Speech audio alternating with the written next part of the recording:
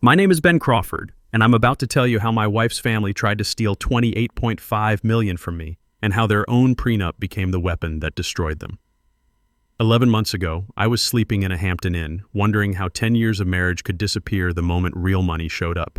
Today, I own Crawford Electric Solutions, the fastest-growing electrical contractor in the Dallas-Fort Worth Metroplex, with 35 skilled electricians and annual revenue hitting $8.2 million. I'm 52 years old, and until 11 months ago, I thought I had life figured out. I'd spent 25 years building my electrical contracting business from a one-man operation working out of a rented garage in Garland to a company pulling in $135,000 a year.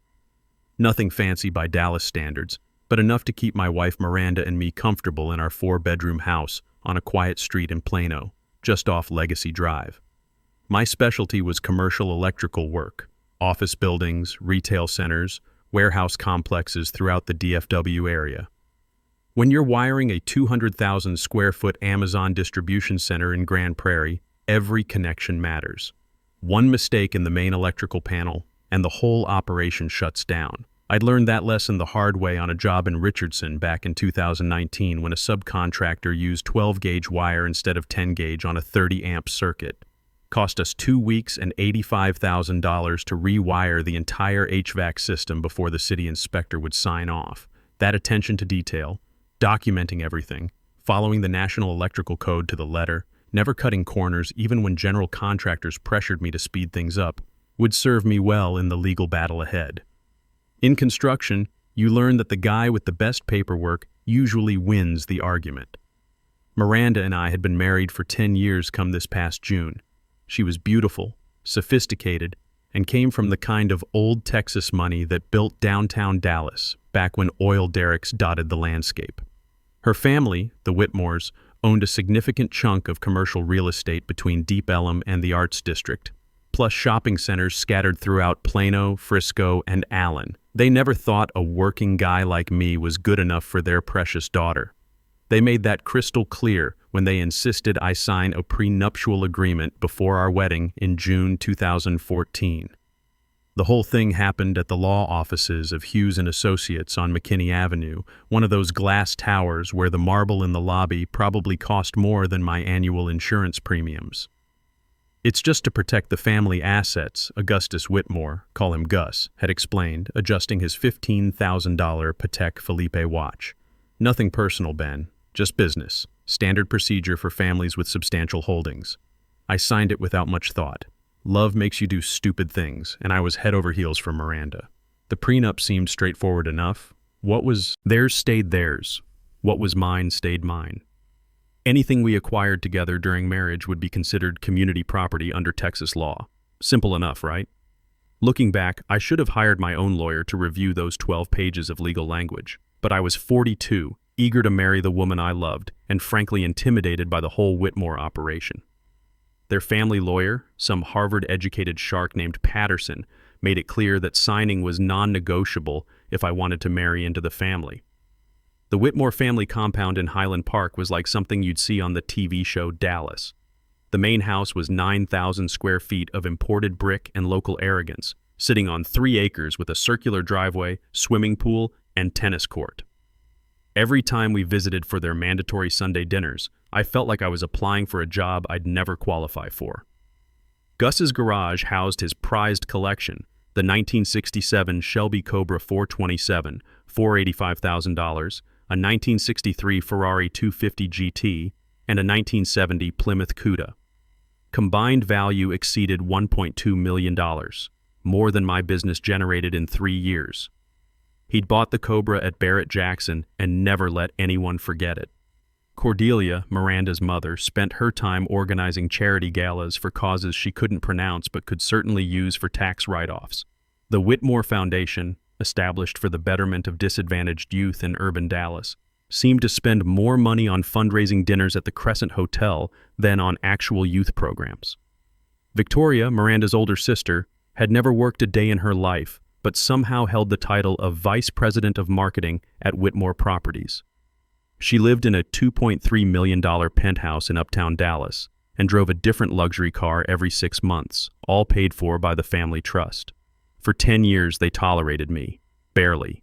During family gatherings, their conversations would shift when I entered the room. Oil and gas investments, real estate acquisitions, political fundraisers. The kind of talk that made it clear I was the hired help who'd somehow ended up at the dinner table. I was the electrical contractor their daughter had married during what they probably saw as her practical phase. They figured I'd eventually get tired of their world of charity auctions and country club politics, or she'd get tired of mine with its early morning job sites and weekend emergency calls. Miranda worked part-time as an interior designer for a boutique firm in Bishop Arts District, earning about $42,000 a year. More for personal fulfillment than financial necessity. Her trust fund made sure she never had to worry about mortgage payments or grocery bills. We talked about having kids someday, maybe expanding my business into residential work. Normal married couple conversations. She had one habit that used to drive me crazy.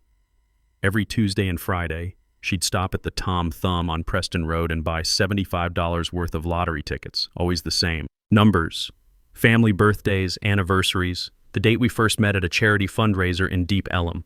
Someday she'd always joke while organizing the tickets in her wallet, "These numbers are going to make us rich." That money came out of our joint checking account at Chase Bank. $75 twice a week for 10 years. I calculated it once during a slow afternoon at the office, $78,000 in lottery tickets.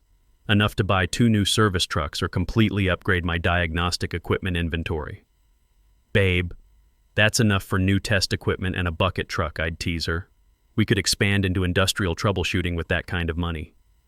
"Just wait," she'd respond, filing the tickets in her organized little box. "When we hit it big, you'll thank me for being patient." I should have paid more attention to that word. We. August 17th, 2024. A Saturday afternoon that changed everything. I remember the date because I was reviewing electrical drawings for a new medical complex in Frisco, 180,000 square feet, $2.3 million electrical contract, when Miranda called at 6:22 p.m. Her voice was so loud and high-pitched I had to hold the phone away from my ear. "Ben, oh my God, Ben, we won. We actually won the big one." My first thought was that she'd won some interior design contest, maybe a $500 gift certificate to a furniture showroom. Won what, babe? The Powerball, the jackpot, $28.5 million. I dropped my pencil and stared at the electrical schematic spread across my desk. The numbers and circuit diagrams suddenly seemed meaningless compared to what she'd just said. I drove home from my office in Richardson so fast I'm lucky a DPD patrol car didn't pull me over. Found Miranda in our kitchen, dancing around in circles with a lottery ticket clutched in her hand, tears of joy streaming down her face. Our golden retriever Max was barking and jumping around, feeding off her excitement. $28.5 million. After federal taxes, Texas doesn't tax lottery winnings, thank God, it would come to about $18.7 million. I stared at that little piece of paper, purchased at 5:47 p.m. according to the timestamp, paid for with our Chase Bank debit card ending in 4821, the same account we'd used for every lottery ticket purchase for the past 10 years. For about 45 minutes sitting at our kitchen table with Max's head on my lap, I genuinely thought our dreams had come true. Maybe we could pay off the house, expand the business, take that trip to Europe Miranda had always wanted, set up college funds for the kids we'd been talking about having. Miranda was already on her phone with her parents, practically shrieking with excitement. "Mom, Dad, we did it! We actually did it! We're millionaires, Ben," she kept repeating, throwing her arms around me between phone calls. "We're actually rich!" That same evening, around 8:30, the entire Whitmore family descended on our house like a pack of well-dressed vultures. Gus arrived first in his black Mercedes S-Class, followed by Cordelia in her white Bentley Bentayga. Victoria pulled up in her red Porsche 911, and even Miranda's snobbish Aunt Margaret made an appearance in her champagne-colored Cadillac Escalade. They brought Dom Perignon, expensive flowers, and the kind of fake enthusiasm that screamed trouble. But something felt wrong from the moment they walked through our front door. The way they looked at me had changed completely. It was subtle at first, sideways glances when they thought I wasn't looking, conversations that stopped abruptly when I entered the room. Miranda seemed different too, like she was seeing me for the first time and questioning every choice she'd made. "We need to be smart about this windfall," Gus kept saying, swirling his champagne and pacing around our living room like he owned the place. This kind of money requires proper management, professional financial advisors, legal protection. Family money needs family oversight, Cordelia added, shooting me a look that could freeze antifreeze. There are tax implications, investment strategies, estate planning considerations that someone from Ben's background wouldn't understand. Over the next 4 days, the change in Miranda was dramatic and heartbreaking. She started having long, hushed phone conversations with her family, leaving the room whenever I approached. When I tried to discuss our plans for the money, maybe paying off the house, upgrading my service trucks, expanding into the industrial sector I'd been eyeing for years, she became increasingly evasive and cold. "We need to think this through carefully, Ben," she'd say, not meeting my eyes. "My father knows people, investment advisors, tax specialists. We can't just start spending this money like we won some church raffle." Our money had become we real fast, and that we definitely didn't include me. I started noticing other changes. Miranda spent hours on her laptop researching luxury condos in downtown Dallas. She'd bookmarked websites for BMW dealerships, designer boutiques, high-end travel agencies. When I asked about it, she'd quickly close the browser and change the subject. "Just looking at options for when we get the money sorted out," she'd say, but her tone suggested I wasn't part of those options. August 21st, 2024. 4 days after winning that would change both our lives forever. Miranda asked me to come home early from a job site in Allen where we were installing the electrical systems for a new urgent care clinic. Said we needed to have a serious conversation about our future together. I walked into our living room and found the entire Whitmore family waiting like a corporate board meeting called to fire the CEO. Gus sat in my recliner wearing a $4,000 Tom Ford suit. Cordelia clutched her $8,000 Hermes bag like it contained the secrets of the universe. Victoria smirked by the window overlooking our backyard, checking her Apple Watch every few minutes like she had somewhere more important to be. Miranda looked nervous, fidgeting with her wedding ring and avoiding eye contact. That should have been my first major red flag. "Ben," Miranda began, her voice unnaturally formal and distant, "we need to discuss our situation. The lottery money has created some complications that we didn't anticipate." Gus cleared his throat like he was about to deliver a quarterly earnings report. "Son, this lottery win changes the entire dynamic of your marriage. Miranda's windfall needs proper protection from potential creditors, tax liabilities, and other financial risks that could jeopardize the family's long-term security." "Our windfall," I corrected, feeling heat rising in my chest like a short-circuit building to failure. "We're married. Community property under Texas law, right?" The room went dead silent. You could have heard a circuit breaker trip in the garage. "Actually, Ben," Gus continued, pulling out a leather portfolio like he'd come prepared for this exact conversation, "that's not exactly how lottery winnings work in Texas. You see, gambling proceeds can be considered separate property in certain circumstances, especially when the winning spouse can demonstrate individual ownership of the ticket and personal selection of the numbers." "When what?" I asked, my electrical training kicking in. "When something doesn't make sense, you trace the circuit back to the source." Miranda finally spoke up, her voice barely above a whisper but getting stronger as she continued. "Ben, I've been thinking about this for months, even before we won. We're from different worlds. This money it opened my eyes to what I really want." She glanced at her mother, who nodded approvingly. "I picked those numbers. They're based on my family's important dates, and I physically purchased the winning ticket. My father's attorney says that establishes individual ownership under Texas lottery statutes. I felt like I'd grabbed a live 480-volt line without my safety gear. My hands were actually shaking. This woman I'd loved, supported through her career struggles, planned a future with, she was looking at me like I was a stranger who'd overstayed his welcome. "I want you to move out tonight," she continued, her voice shaking but determined. "I've already talked to a lawyer about filing for separation. We both know this marriage hasn't been working for a while." That last part was a complete lie. We'd been happy, or at least I thought we had been. We'd talked about expanding the business, maybe buying a lake house, starting a family. Apparently, those had been my dreams, not ours. Gus leaned forward like a vulture spotting roadkill on a highway. "The prenuptial agreement you signed protects both parties in exactly this type of situation, Ben.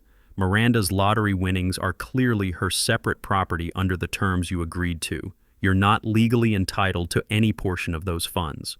I sat there stunned, feeling like someone had ripped the foundation out from under a building I'd spent 10 years constructing. They were throwing me away like damaged wire the moment real money entered the picture. 10 years of marriage, and I was suddenly disposable. I see, I said quietly, my voice steadier than I felt. So this was all planned out in advance. The family meeting, the legal consultation, the separation demand. Nothing was planned, Miranda snapped, finally showing some real emotion, but the wrong kind. But now that we have this opportunity, I'm not going to let anyone take advantage of me or compromise my family's financial security. Take advantage. That's what she called our decade of marriage. Building a life together, supporting each other through business ups and downs, planning for a future that apparently never included me as an equal partner. Victoria actually laughed from her position by the window, a sound like breaking glass. Come on, Ben. You had to know this day would come eventually. Did you really think you'd be part of this family forever? You fix electrical problems. We own buildings. Fine, I said, standing up and looking each of them in the eye. I'll pack my things and be out within the hour. But understand something. I helped buy every one of those lottery tickets for 10 years. That's community property, and I'll prove it. Miranda looked relieved, like I'd just solved a problem she'd been struggling with. Her family seemed pleased with how easily I was capitulating to their demands. They had no idea what they'd just set in motion. I moved into a Hampton Inn & Suites near DFW Airport that same night, paying $139 per night with my business credit card. Room 312 became my new headquarters, a sterile box with beige walls, industrial carpet, and the constant hum of the HVAC system that reminded me of job sites. But instead of wallowing in self-pity or drowning my sorrows at the hotel bar, I did something they probably never expected from a working-class electrical contractor. I got to work with the same methodical approach I used to troubleshoot the most complex electrical problems, starting with the basics and working through every connection until I found the fault. 25 years running an electrical contracting business had taught me one fundamental truth. Documentation beats emotion every time. When a general contractor claims the job specifications changed mid-project, you pull out the signed change orders with timestamps and signatures. When a supplier insists they delivered the correct materials, you show them the original purchase orders with part numbers, quantities, and delivery receipts. Evidence wins arguments, period. I spent the next 4 sleepless nights in that Hampton Inn room with my laptop open, researching Texas family code until my eyes burned from staring at the screen. I started with the basics, Texas Family Code Section 3.003, which establishes the presumption that property acquired during marriage is community property. Then I dug deeper into precedent cases, court decisions, and appellate rulings. I read everything I could find about lottery winnings, separate versus community property classifications, and commingling of marital assets. I took notes like I was studying for the Master Electrician's exam all over again, filling up a yellow legal pad with case citations, statutory references, and key legal principles. Then I built a spreadsheet that would make any forensic accountant proud. Every single lottery ticket purchase Miranda had made since our wedding in June 2014, all from our joint checking account at Chase Bank. I downloaded 10 years of bank statements, going through them line by line, documenting every transaction with obsessive detail. August 17th, 2024, $75 lottery purchase, debit card ending 4821, 5:47 p.m. at Tom Thumb, Preston Road. August 13th, 2024, $75 lottery purchase, same card, 3:22 p.m., same location. August 10th, 2024, $75 lottery purchase, same card, 6:15 p.m., same location. Going back month after month, year after year. $75 twice a week, sometimes 3 times during big jackpot weeks. 10 years of purchases totaling exactly $78,000. All community funds. All meticulously documented with bank records, timestamps, merchant information, and even the specific lottery number combinations Miranda had used consistently. If the Whitmores wanted to fight dirty with expensive lawyers and intimidation tactics, I'd show them what a methodical electrical contractor does when he's properly motivated and has the documentation to back it up. But I needed professional help, and that meant finding a lawyer who could go toe-to-toe with whatever high-priced legal talent the Whitmore family would unleash. This wasn't going to be a job for some strip mall attorney who handled traffic tickets and simple divorces. I spent 2 days researching divorce attorneys throughout the Dallas Metroplex, read every review on Avo, studied articles in the Dallas Business Journal, and checked win-loss records in high-asset divorce cases. I called guys from job sites who'd been through messy divorces, asking for recommendations and real-world experiences. "You need Luther Garrison," said Mike Rodriguez, a master electrician who'd worked with me on several large commercial projects over the years. Guy went through a brutal divorce with his ex-wife's family in 2021. They had serious money, tried to bury him in legal fees and endless motions. Luther destroyed them in court, got Mike everything he was entitled to, and then some. Luther Garrison, former SMU law school professor, 22 years specializing in high-asset divorces and complex property division cases. His consultation fee was $750 for the first hour, but his track record of taking on wealthy families and winning spoke volumes about his capabilities.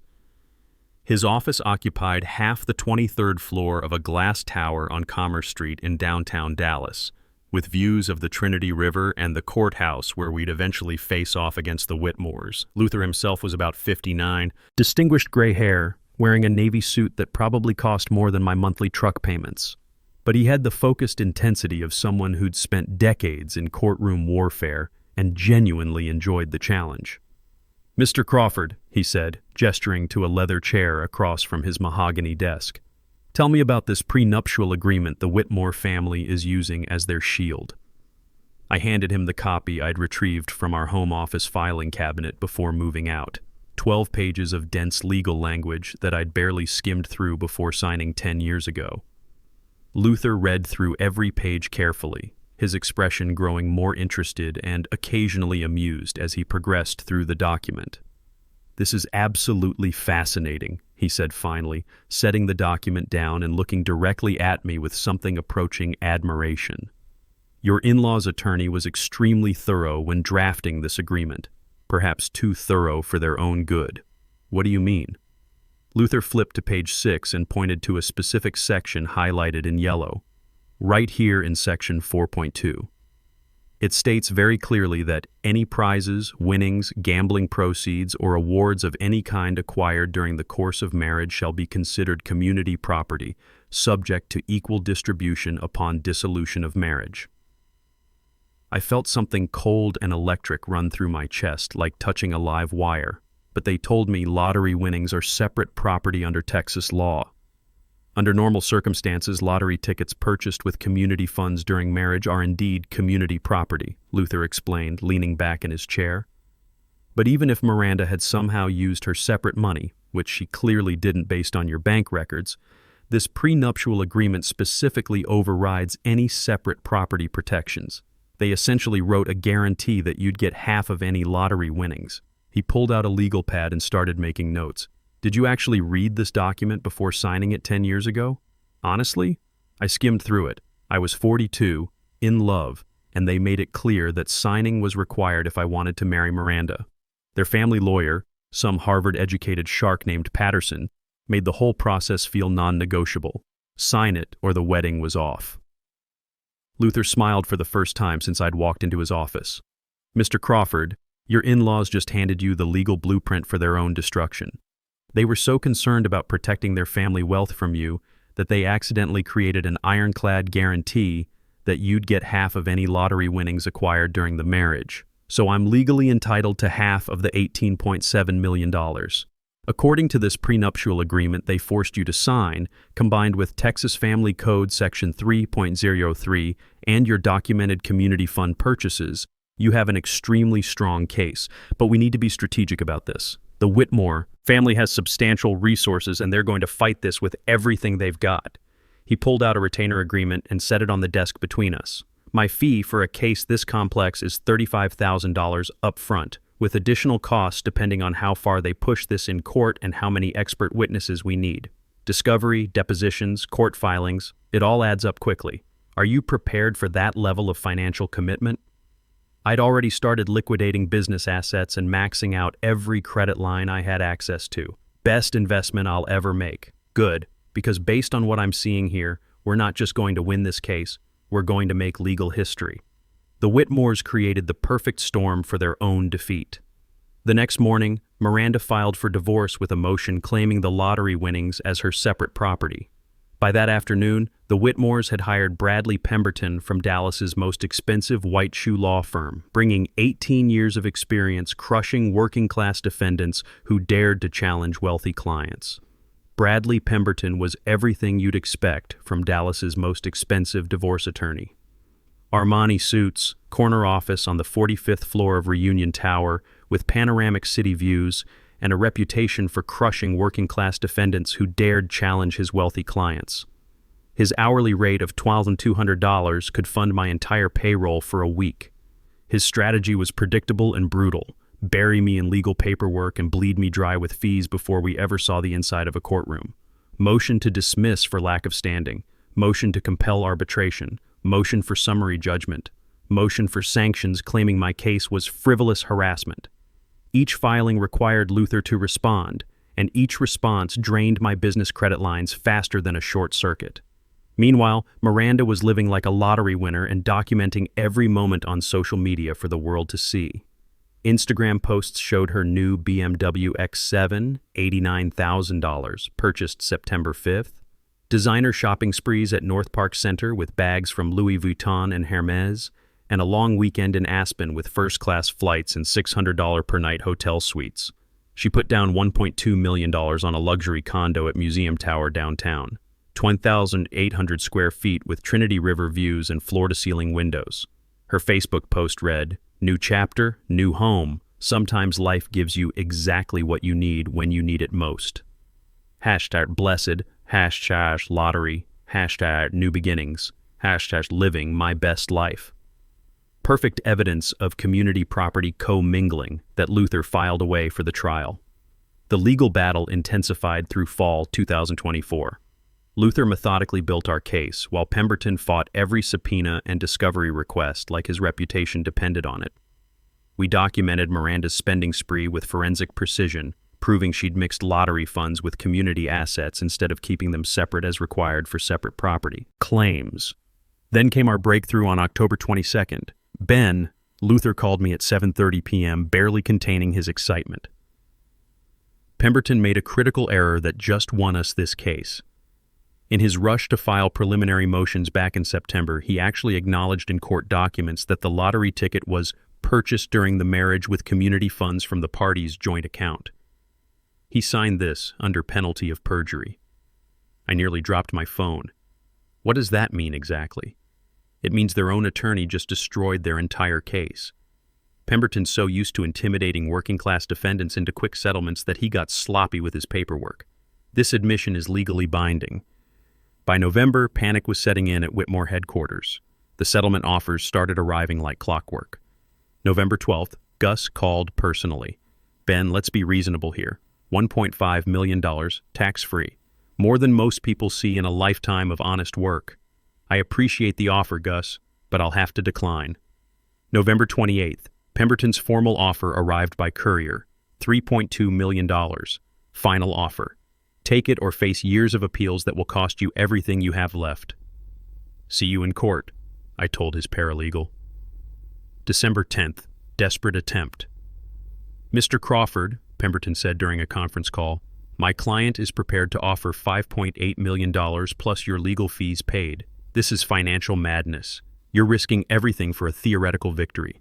The prenup is clear, I replied. Half means half. $935 million or nothing. Each time they hung up a little more desperate than before. January 18th, 2025. Dallas County Family Court, Judge Patricia Hernandez presiding.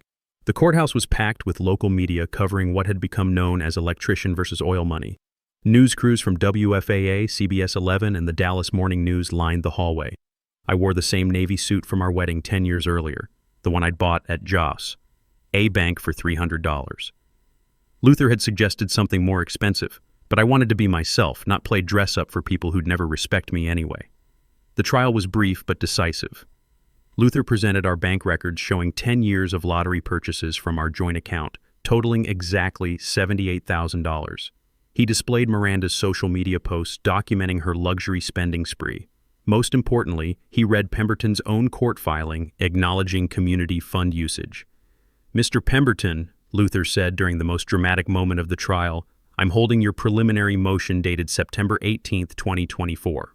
On page 9, paragraph 4, you stated, and I quote, 'The lottery ticket in question was purchased during the marriage with community funds from the parties' joint account.' Do you remember writing that?" Pemberton's face went pale as courtroom paper. The silence stretched for what felt like an eternity.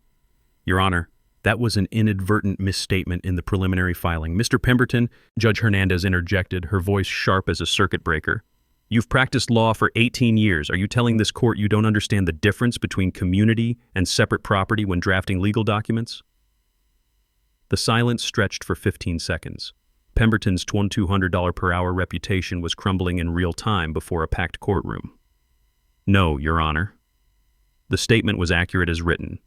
Judge Hernandez ruled from the bench at 2:18 p.m. The prenuptial agreement is unambiguous.